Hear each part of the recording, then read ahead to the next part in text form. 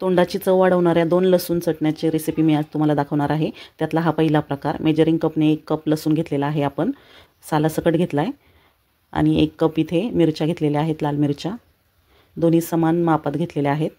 घरातल्या कुठल्याही वाटीने तुम्ही मोजून घेऊ शकता। तर आता आपल्याला मिरची मिक्सरमध्ये काढून घ्यायची आहे। ही मिरची ओलसर आहे, वाळलेली मिरची नाही आहे। आता त्यामध्ये 1 ते 1.5 चमचा खडा मीठ टाकून मिक्सरवर वाटून घ्यायचे। तर हे पहा, अशा पद्धतीने वाटून घेतलेलं आहे।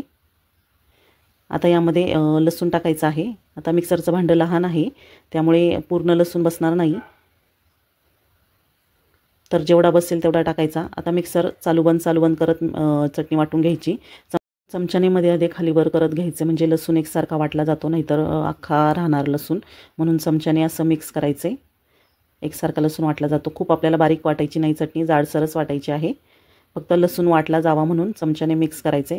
तर हे पहा, अशा पद्धतीने आपण लसूणची चटणी वाटून घेतलेली आहे। आता ही चटणी आपण अशी सुद्धा खाऊ शकतो, म्हणजे ताटात घेऊन त्यामध्ये तेल टाकून चपातीसोबत भाकरीसोबत खाऊ शकतो। म्हणजे ही कच्ची चटणी अशीच खाऊ शकतो, किंवा तुम्हाला जर परतलेली आवडत असेल तर तुम्ही परतून सुद्धा खाऊ शकता।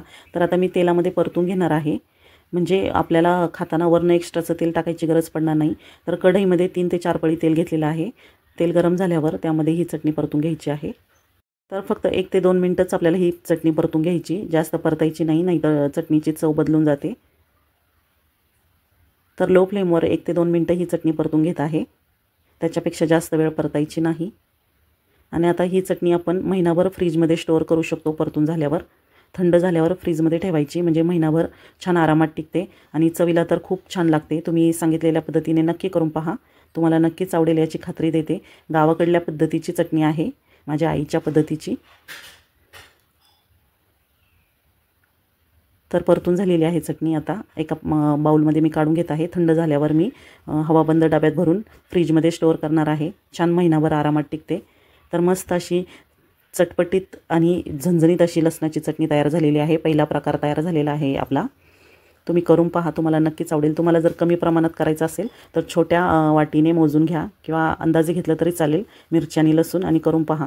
कमी प्रमाणात आवडली तर जास्त प्रमाणात नंतर तुम्ही करू शकता। तर लसूण चटणीचा दुसरा प्रकार पाहूया, तो सुद्धा खूप अप्रतिम लागतो चटणीचा प्रकार हा। तर त्यासाठी इथे 2 लसणाच्या कांड्या घेतलेल्या आहेत। लसणाच्या कांड्या सोलून घ्यायच्या, आणि याची सुद्धा मी साल काढणार नाही, कारण ही साल पातळ आहे। ही सालीसकट केली ना चटणी खूप छान होते। तर 2 कांड्या सोलून घेतलेल्या आहेत मी। आता गॅसवर कढई ठेवलेली आहे।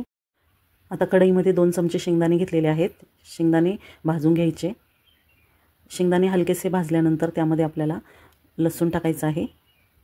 तर 2 कांड्याचा लसूण घेतलेला आहे मोकळा करून, म्हणजे याचं साल नाही काढलं, फक्त कांड्यांमधून मोकळा केलेला आहे लसूण। आता हा 1 मिनिटभर परतायचा आहे।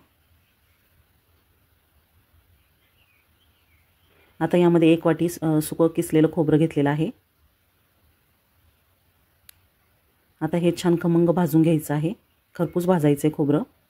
लो फ्लेमवरच भाजून घ्यायचं आहे। सतत हलवायचे, खोबरं लगेच करपतं, त्यामुळे सतत हलवत आपल्याला खोबरं भाजून घ्यायचं आहे। आता यामध्ये 1 चमचा पांढरे तीळ घेतलेले आहेत। तीळसुद्धा चांगले भाजून घ्यायचे आहेत। आता खोबरं छान भाजून झालेलं आहे। आता यामध्ये पाव चमचा हळद टाकलेली आहे। आता हे व्यवस्थित मिक्स करायचं आहे। आता खोबरं भाजून झाले, गॅसची फ्लेम बंद करायची, आणि मग त्यामध्ये लाल तिखट टाकायचं आहे आपल्याला। तर इथे 1 चमचा लाल तिखट टाकलेला आहे तिखटपणासाठी, आणि 1 चमचा काश्मीरी लाल मिरची पावडर घेतलेली आहे, रंगाचं लाल तिखट, चटणीला छान लाल रंग यावा म्हणून। तर काश्मीरी लाल मिरची पावडर टाकणं पूर्णपणे ऑप्शनल आहे, त्याने चटणीला लाल रंग येतो, त्याने काही चवीमध्ये फरक पडत नाही।